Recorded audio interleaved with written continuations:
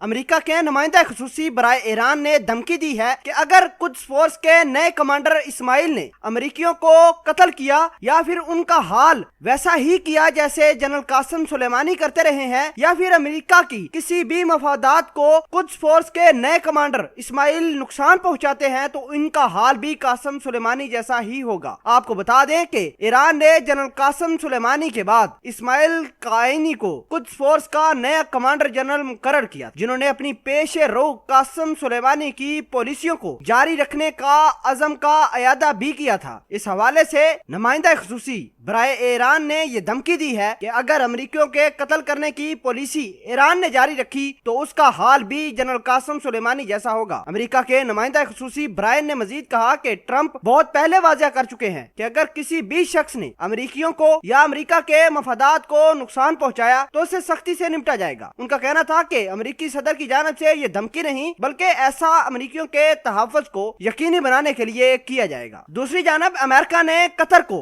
Iran और America के दरमियान सालसी करवाने का कहा था। अमेरिका ने यह कहा है कि अगर ईरान कासिम सुलेमानी का बदला अमेरिका से नहीं लेता तो वो कतर के हाथों से $3 अरब देने के लिए ईरान को तैयार है। नाज़रीन, आपको बता दें कि कासिम सुलेमानी वाला वाकया तमाम का तमाम कतर के अंदर बैठकर प्लान किया गया था और अमेरिका के 4 स्टार जनरल मैकेंजी ने इस तमाम तर खेल को कतर के अंदर बैठकर बनाया था और फिर तमाम तर चीजें वहां से मॉनिटर होती रही। कतर को यह खतरा था कि अगर ईरान ने बदला लिया तो सबसे पहले कतर को टारगेट करेगा, फिर उसके बाद अमेरिकी मफादात को दीगर जगहों पर टारगेट करेगा। आपको बता दें कि ईरान ने इस बात का ऐलान किया था कि वो अमेरिका के जितने भी ठिकाने हैं मिडल ईस्ट के अंदर उनको टारगेट करेगा। अब जाहिर सी बात है कि कतर के अंदर अमेरिका के बहुत सारे फौजी, बहुत सारे शिप्स वगैरह उधर मौजूद हैं। अगर ऐसा होता है तो कतर में बहुत ज्यादा तबाही मचने वाली थी। आपको बता दें कि कासिम सुलेमानी की डेथ के बाद कतरी शेख ईरान के अंदर भी पहुंचे थे और ईरान से